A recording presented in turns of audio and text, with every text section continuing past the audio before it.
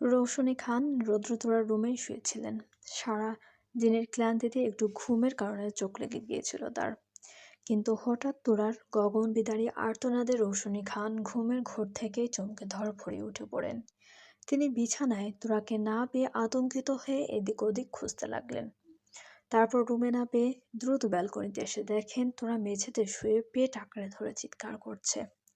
আর তোড়ার চারপাশ ঘিরে মেঝেতে রক্ত আর পানি গড়িয়ে পড়ছে।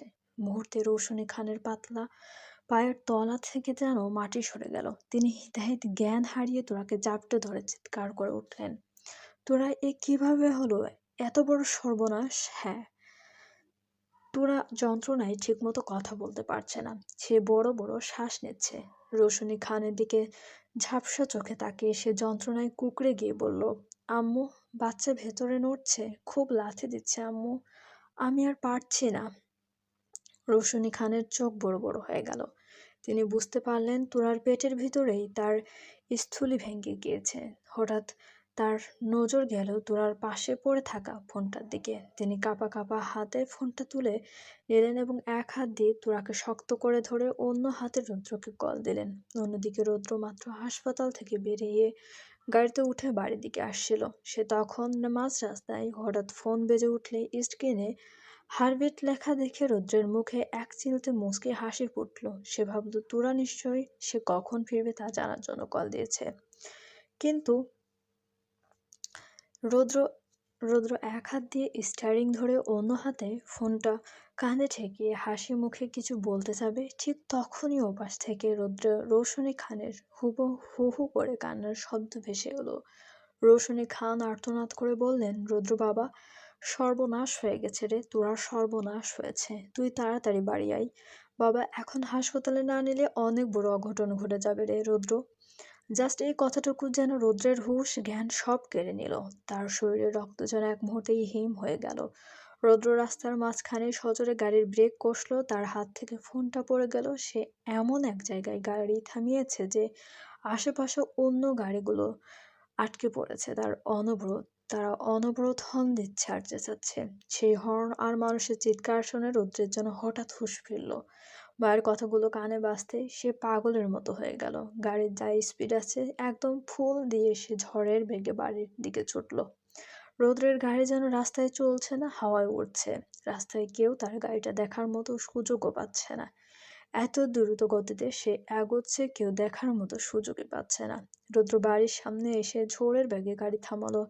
ব্রেকের শব্দে চারপাশ কেঁপে উঠল। সে পাগলের মতো গাড়ি থেকে নেমে এক দৌড়ে রুমে গিয়ে ঢুকলো। কিন্তু বিছানায় তোড়াকে না পেয়ে তার বুকটা ধক করে উঠল।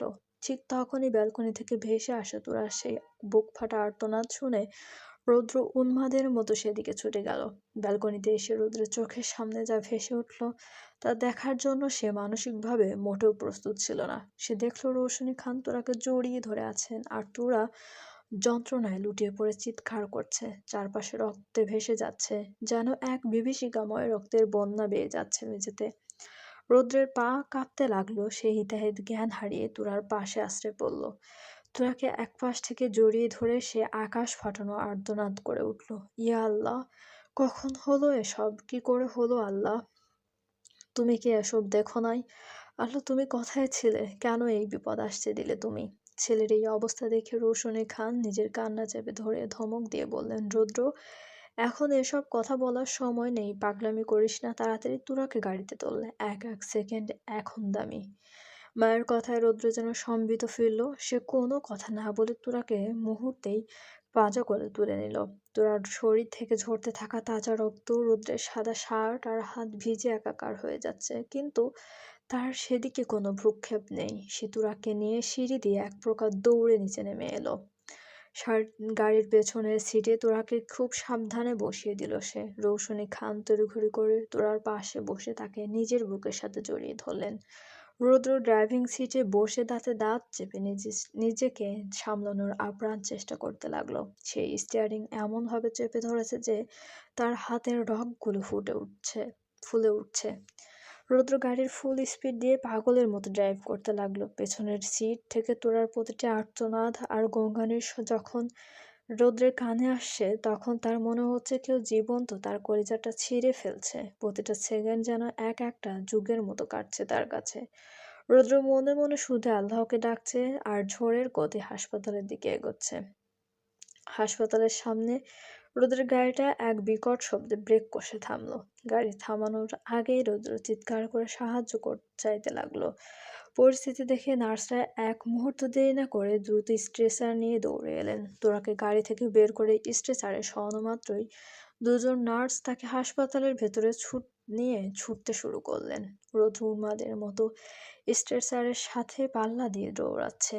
হাসপাতালের করিডোর দিয়ে যখন তুরাকে নিয়ে যাওয়া হচ্ছিল, তখন সেখানে অপেক্ষারত আনোয়ার খান, আশিক খান এবং পরিবারের বাকি সদস্যরা এই দৃশ্য দেখে যেন জীবন্ত পাথরে পরিণত হলেন।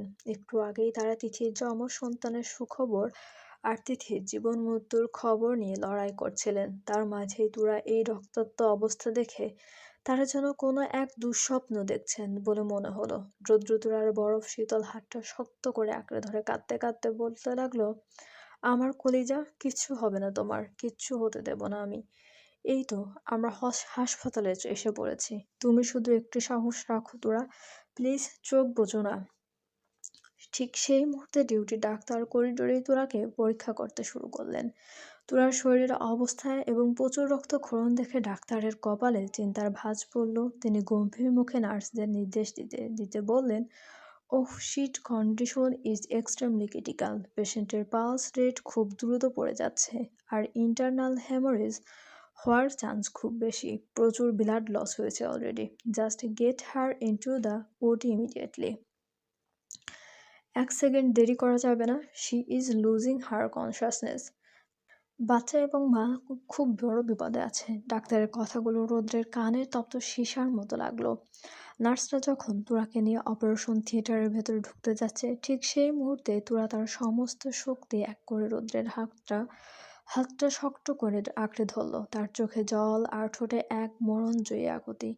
সে রৌদ্রের চোখের দিকে তাকিয়ে কাঁপা কাঁপা স্বরে বলল, রৌদ্র শোনো, আমি তোমাকে ভীষণ ভালোবাসি। জন্ম মৃত্যু সব তো আল্লাহর হাতে লেখা, কিন্তু আজ যদি এমন কোনো মুহূর্ত আসে যেখানে তোমাকে বেছে নিতে হয় যে মা কিংবা বাচ্চার মধ্যে যে কোনো একজনকে বাঁচাতে হবে, তাহলে রৌদ্র, তুমি দোহাই লাগে আমাদের বাচ্চাটাকে বাঁচিও। ও যেন এই পৃথিবীটা দেখতে পায়।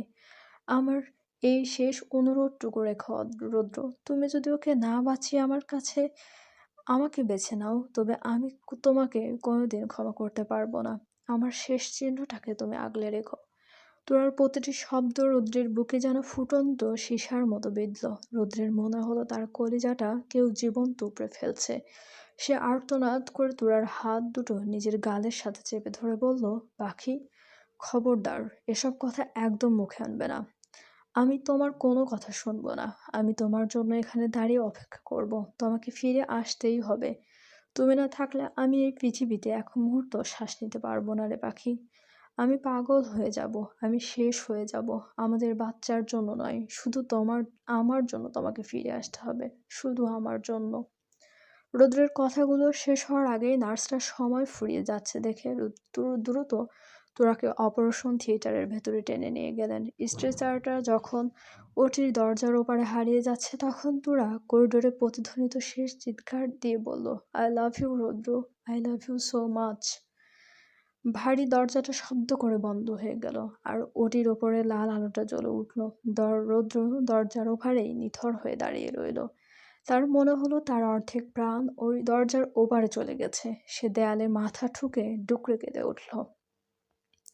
করিডোরের থমথমে পরিবেশে রৌশনী খানের কাছ থেকে সবাই তোরার দুর্ঘটনার বিস্তারিত শুনল। মুহূর্তে পুরো জায়গাটা শ্মশানের মতো নিস্তব্ধ হয়ে গেল। কেউ যেন বিশ্বাসই করতে পারছে না যে একই রাতে একই হাসপাতালে দুই বোন জীবনের শেষ সীমানায় দাঁড়িয়ে মৃত্যুর সাথে পাঞ্জা লড়ছে। আশিক খান আর তনুজা খান নিজেদের সামলাতে পারলেন না। তনুজা খান আর্তনাদ করে ফ্লোরে বসে পড়লেন। আশিক খান ডুকরে কেঁদে উঠে বলতে লাগলেন, আল্লাহ, এ কোন পরীক্ষায় ফেললে আমাদের? দুই মেয়েকে একসাথে আগুনের মুখে ফেলে দিলে আমাদের কলিজা যে পুরো ছাই হয়ে যাচ্ছে। রৌদ্র তখন ওটি দরজার সাথে মাথা ঠেকিয়ে নিস্পন্দ হয়ে দাঁড়িয়ে কাঁদছিল, তার সারা শরীর কাঁপছে। শিহাব নিজের চোখের জল মুছে ধীরে ধীরে এগিয়ে এলো। সে রুদ্রের কাঁধে হাত রাখতে রুদ্র চমকে দেয়াল থেকে মাথা তুলল। শিহাবের করুণ মুখটা দেখা মাত্রই রুদ্রের সব বাঁধ ভেঙে গেল। সে পাগলের মতো শিহাবকে জড়িয়ে ধরে বাচ্চাদের মতো ডুকরে কেঁদে উঠল। শিহাব, বল না রে, এসব কি হচ্ছে আমার সাথে? আমি তো নিজের চোখে সন্ধ্যায় দেখলাম তোরা একদম সুস্থ। কিছুক্ষণ আগেও ফোনে আমার সাথে কথা বললো। তাহলে হঠাৎ কি এমন হলো যে আমার সাজানো পৃথিবীটা এভাবে তছনছ হয়ে যাচ্ছে? কেন এমন হলো রে শিহাব, কেন?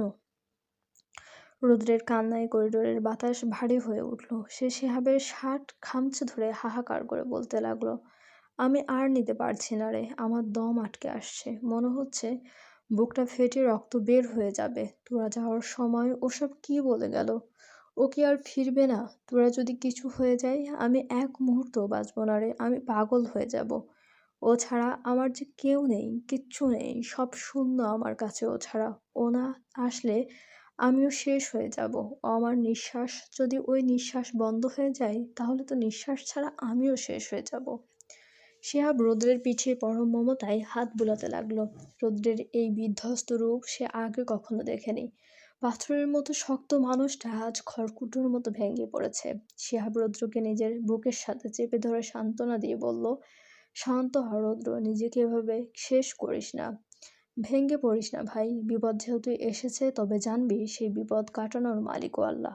আল্লাহকে ডাক, তার উপর ভরসা রাখ, দেখবি সব ঠিক হয়ে যাবে। তুই যদি এখন এভাবে ভেঙে পড়িস তবে বাকিদেরকে সামলাবে।